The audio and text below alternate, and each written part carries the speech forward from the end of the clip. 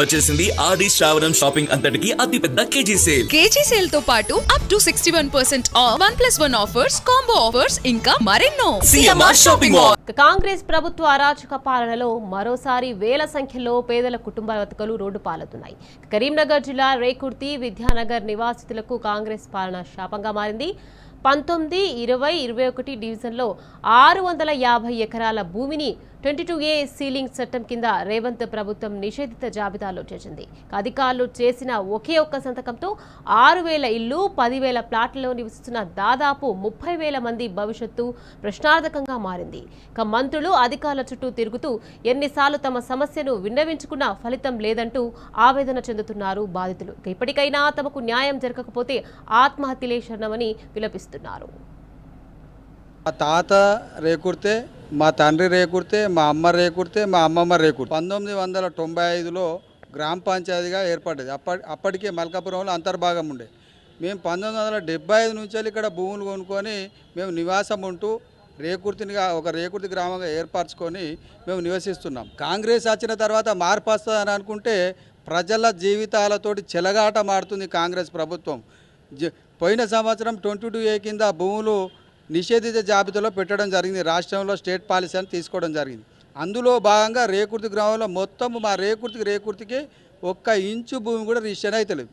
ఆ రిజిస్ట్రేషన్ కానప్పటి నుంచేలి అమ్మడం కొనుగోడు నిషేధించబడడం వల్ల ఈ 15,000 కుటుంబాలు రోడ్డు మీద పడి దిక్కుచోచని పరిస్థితులు ఉన్నాయి. వాళ్ళ అత్యవసరాల పరిస్థితులకు కానీ వాళ్ళకి ఏదైనా అమ్ముకోవాలంటే ఆ భూములు ఎలాంటి అమ్మడానికి కానీ కొనడానికి కానీ నోచుకోకుండా చేయడం వల్ల ఏదన్నా గ్రామంలో ఉంటే 2, 3 సర్వే నెంబర్లు ఉంటాయి. ఊరుకూరు ఉంటుందా? ఊరు పెట్టి మమ్మల్ని మొత్తం పరిశాన్ చేస్తారు. ఒక్కరు కూడా సంతోషంగా లేరు. పొన్నం ప్రభాకర్ గారిని కలిసినాం, కేంద్ర మంత్రి సంజయ్ ఆనంద్ గారిని కలిసినాం, పొంగులేటి శ్రీనివాసరెడ్డిని కలిసినాం. మేము తిరగని లీడర్ లేరు, తిరగని వ్యక్తి లేరు, కానీ కాంగ్రెస్ ప్రభుత్వం నుంచి ఎలాంటి స్పందన రావడం లేదు. దాదాపు 15,000 కుటుంబాలు ఇలా రోడ్డు మీద పడ్డాయంటే దానికి కాంగ్రెస్ ప్రభుత్వమే దానికి కారణమని మేము తెలియజేస్తున్నాము. రాబోయే కాలంలో కాంగ్రెస్ ప్రభుత్వం చెప్పు దెబ్బల పాలవుతుందని తెలియజేసుకుంటున్నాం. బిడ్డల పెళ్ళి కొరకని మేము కొనుక్కున్నాం సార్. ఇప్పుడు కొనుక్కొని 11 సంవత్సరాలు అవుతుంది. ఇప్పుడు జస్ట్ ఒక 1 ఇయర్ బ్యాక్ అప్పుడున్న కలెక్టర్ గారు పమ్మల సత్పతి గారు అండ్ ఆర్డీఓ గారు మహేశ్వర్ సార్ అనుకోకుండా హఠాత్తుగా అది 22/7 ఉన్నాయి మీ భూములు అని చెప్పేసి ప్రకటించారు సార్. ఆశ్చర్యం సార్. అది మేము ఇప్పుడు కాదు, దాదాపు నేను 97 నుంచి చూస్తున్నా. జ్యోతినగర్ వాస్తవం వచ్చి నాకు తెలుసు. అక్కడ ఎంతోమంది పేద మధ్యతరగతులే కొనుక్కున్నారు. అక్కడ తక్కువ ధరలు ఉన్నాయి కదా అనే ఉద్దేశంతో పోయి కొనుక్కున్నారు సార్. ఇప్పుడు హఠాత్తుగా వచ్చేసి మాది ప్రభుత్వ భూమి, మీరు అందరూ వెళ్ళిపోవాలంటే ఎట్లా సార్ మా పరిస్థితి? ఇప్పుడు మొన్న బిడ్డ పెళ్లి చేద్దామని మార్చిన అనుకున్నా. అప్పటి వరకు నాకు తెలియదు. యాక్చువల్లీ పోయి అమ్ముకుందామంటే అక్కడ జాగా మీది కాదు, ఇది ప్రభుత్వ భూమి, ఇలా 22/7 పెట్టినామంటే అది ఇన్సార్ పద్ధతి. అది మాలాంటి వాళ్ళు ఏం కావాలి? ఇదేనా కాంగ్రెస్ పార్టీ చేసే పనులు? ప్రభుత్వం పేదలను ఆడుకోవాలి కానీ పేదల దగ్గర డబ్బులు గుంజుకోవడం సార్. ఇది ఈ భూములు గుంజుకోవడం కరెక్ట్ కాదు కదా సార్. రేకుర్తి సర్వే నెంబర్ 143లో నేను ప్లాట్ కొనుక్కున్నా సార్. 2 సంవత్సరాల కింద కొనుక్కున్న తర్వాత దానికి పర్మిషన్ తీసుకున్నాను. నాకు పర్మిషన్కు 2 లక్షల పర్మిషన్ అయింది, ప్లస్ రిజిస్ట్రేషన్కు 70,000 అయింది. నేను ప్లాట్ కొనుక్కునే ముందు సార్, ప్లాట్ కొనుక్కే ముందు దాని లింక్ డాక్యుమెంట్లు ఒక 5-6, దాని ముందు ఒక 6 లింక్ డాక్యుమెంట్లు ఉన్నాయి. లింక్ డాక్యుమెంట్ అన్నీ చూసుకున్నా. 6 లింక్ డాక్యుమెంట్ 1990 నుంచి ఉన్నాయి. అట్లా దానికి ప్రాబ్లం లేదని తీసుకున్నా. ప్లస్ దానికి పర్మిషన్ వచ్చింది, పర్మిషన్ అప్లై చేసుకున్నా. ప్లస్ ఇల్లు కన్స్ట్రక్షన్ అయింది సార్. ఇల్లు నాకు ఏంటంటే నాకు కొంచెం ఇంతకుముందు వేరే అప్పులు ఉండే. అప్పుల కోసం ఇల్లు అమ్ముదామంటే ఇల్లు అమ్మరా అని చెప్తున్నారు. అరే వీళ్ళు ఏంటంటే ఇది పెద్ద కుట్ర సార్. పెద్ద కుట్ర అంటే కుట్ర, నిజంగానే కుట్ర. ఇప్పుడు మొన్న రెవెన్యూ మినిస్టర్ గారు ఏమంటారంటే ఒక అంగుళం జాగా కూడా మేము ఎక్స్ట్రా పెట్టి అన్నీ పాత పెట్టిన అంటారు. మాలాంటి పేదవాళ్ళ దగ్గర డబ్బులు తోసేసి అక్కడ హైదరాబాద్లో టవర్లు కడతారు సార్. రాఘవ టవర్స్ అని, రెవెన్యూ మినిస్టరే రాఘవ టవర్స్ అని చెప్పేసి అక్కడ 60 ఫ్లోర్ల టవర్లు 4 టవర్లు కడతారు. అంటే మాలాంటి పేదోళ్ళ రక్తం తాగి అక్కడ టవర్లు కట్టుకుంటారు. వాళ్ళు ఇట్లా చేస్తే మా పాపం దాగి చచ్చిపోతారు సార్ అందరూ. ఇప్పుడు వాళ్ళ కొడుకు బిడ్డలు లేరా? ఇప్పుడు రెవెన్యూ మినిస్టర్ కొడుకులు లేరా, బిడ్డలు లేరా? ఇప్పుడు మా ఉసురు దాకా వాళ్ళు ఉసురు దాకా వాళ్ళకి హైదరాబాద్ టవర్లు 60 ఫ్లోర్ల టవర్లు 4 టవర్లు కడతారు. వాళ్ళ కొడుకులు మనవాళ్ళు మా పాపం దాకుతారు సార్. వాళ్ళు పోతారు. మాకు ఇట్లా క్లియర్ చేయకపోతే 1980-82 ప్రాంతాల్లో సీలింగ్ కింద పట్టెదారు 5 ఎకరాల 37 గుంటలు 35 గుంటలను సీలింగ్ కింద వదిలినప్పుడు అప్పటి గవర్నమెంట్, అప్పటి కలెక్టరు పట్టేదారుకు 5,000 రూపాయల ఇనాం కూడా ఇచ్చింది.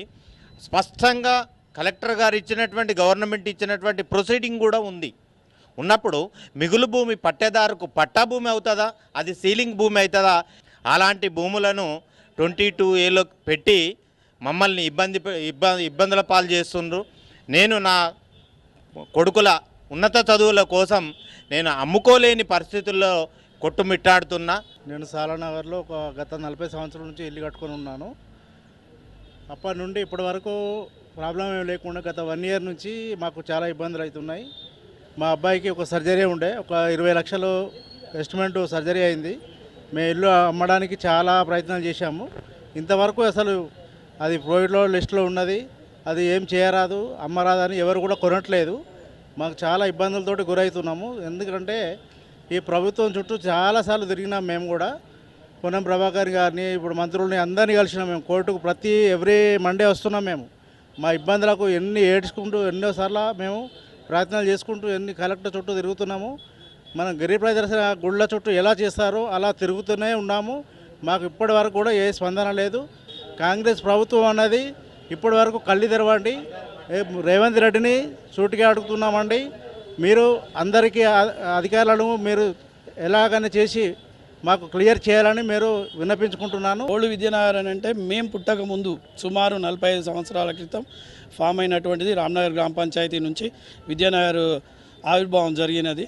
ఇది మున్సిపల్ నుంచి గత 40-50 సంవత్సరాల నుంచి మున్సిపల్లో ఉన్నది.